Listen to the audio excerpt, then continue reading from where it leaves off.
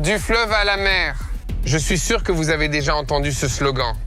Il a suscité un tollé dans le monde entier. Mais pourquoi? Venez avec moi.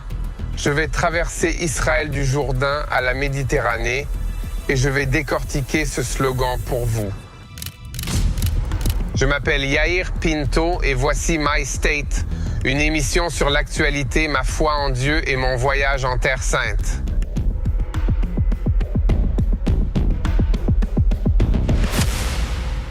L'expression du fleuve à la mer a été utilisée pour la première fois au début des années 1990 comme un slogan politique par des activistes sociaux qui réclamaient le retour aux frontières de la Palestine, c'est-à-dire aux frontières qui existaient avant le mandat britannique, du Jourdain à la mer Méditerranée. Et certains diraient même plus que cela. Cette déclaration représente le droit au retour dans les villes et villages qu'ils ont quittés avant la création de l'État d'Israël. Elle représente également l'aspiration à un État palestinien unifié et indépendant qui inclurait Gaza, la Cisjordanie et Jérusalem-Est. L'expression implique une vision qui n'inclut pas un État juif en Israël.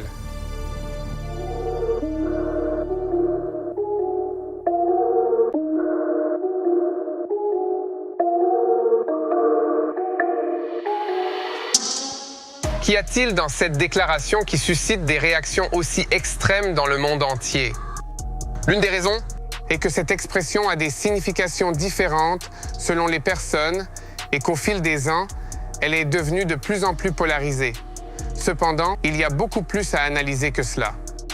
Nous sommes au point de départ Qasser el-Yehoud, ce qui signifie littéralement le lieu des Juifs. Le Jourdain coule entre la mer de Galilée et la mer Morte sur environ 105 km. C'est ici, à Qasser el-Yehoud, que se trouve le point topographique le plus bas. C'est aussi le point le moins profond du fleuve. Selon la tradition juive, les enfants d'Israël ont traversé le Jourdain ici, à cet endroit, et sont entrés dans le pays de la promesse, Canaan. Selon le Nouveau Testament, c'est ici que Jean-Baptiste a baptisé Jésus et ses disciples. Ce site est donc très sacré pour le judaïsme et le christianisme. Vous avez peut-être remarqué les drapeaux derrière moi. Il s'agit en fait aujourd'hui de la frontière entre Israël et la Jordanie.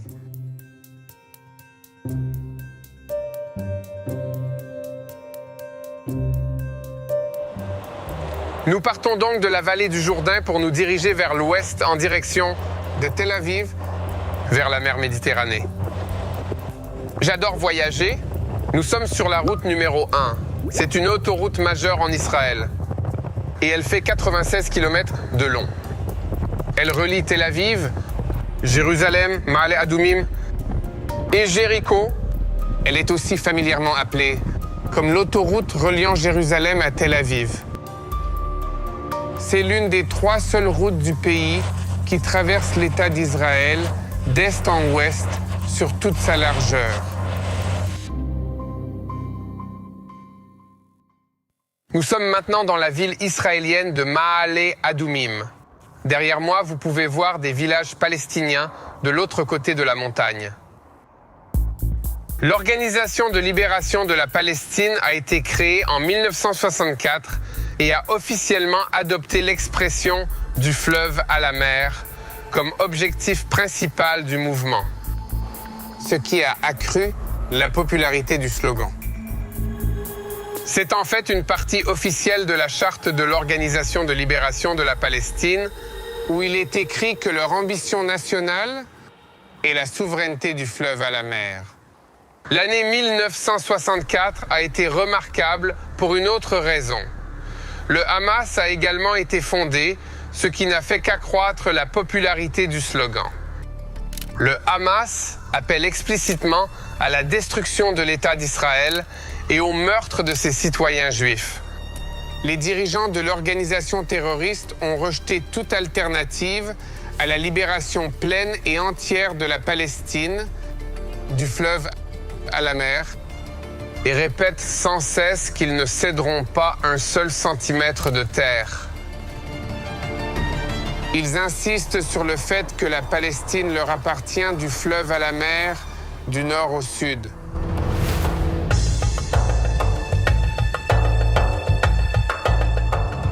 Je me trouve maintenant à Jérusalem, la capitale d'Israël. Nous sommes à mi-chemin de Tel Aviv et de la mer Méditerranée. Vous vous souvenez? Du fleuve à la mer. Nous sommes donc à mi-chemin.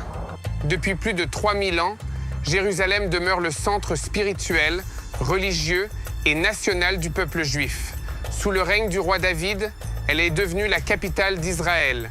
Et depuis lors, une communauté juive y a toujours résidé, indépendamment des différents empires qui ont gouverné la région au fil du temps.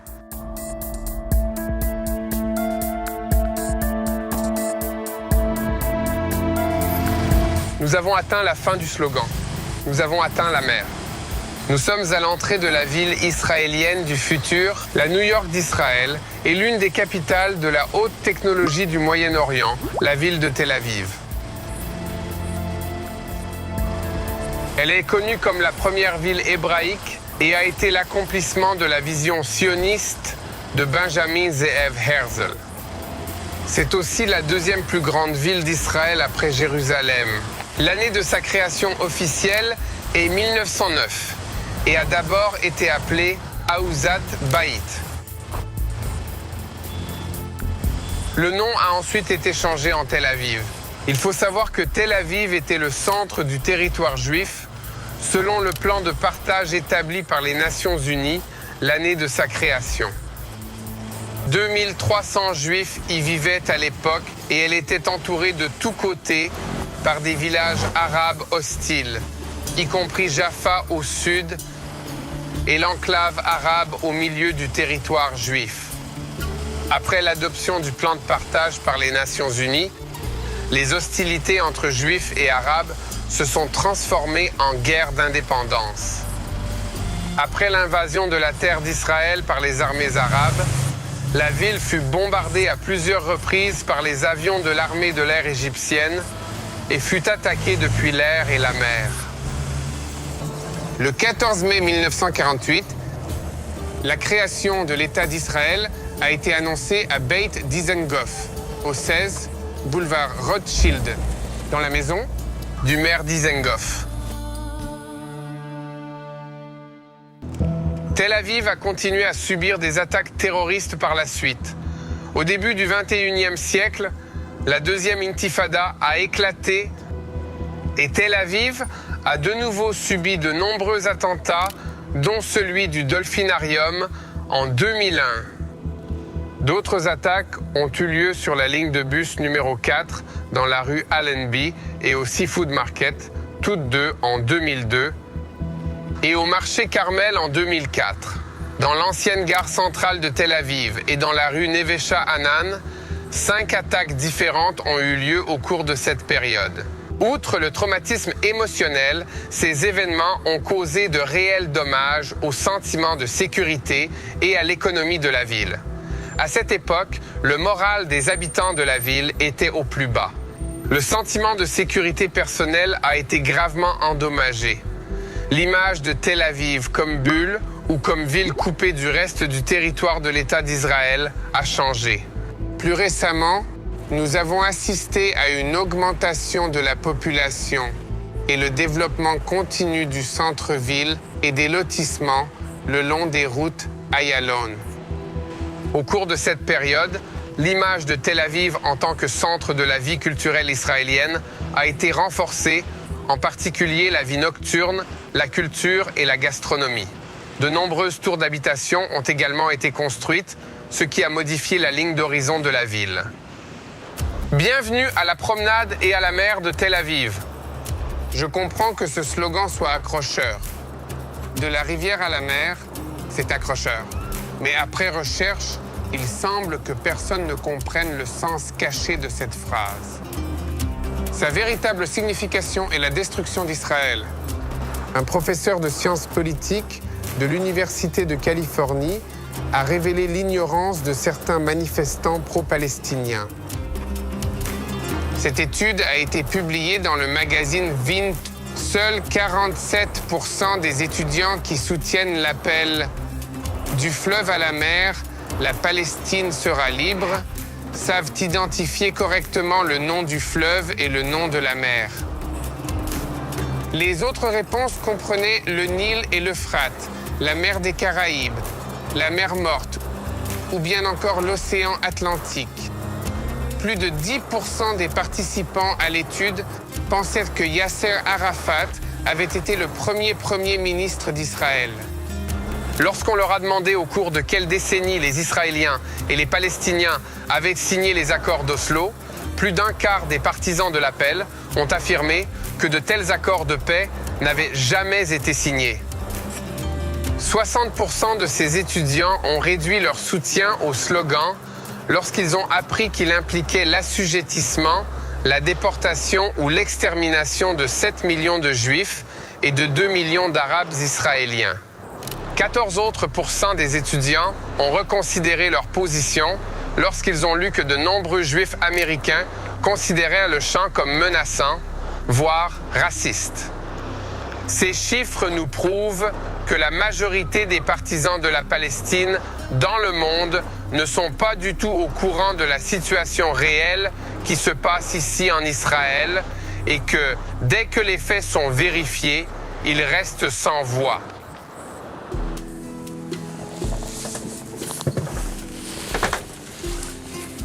Nous avons donc appris quel fleuve et quelle mer, et nous avons appris que le monde est attaqué par la tromperie.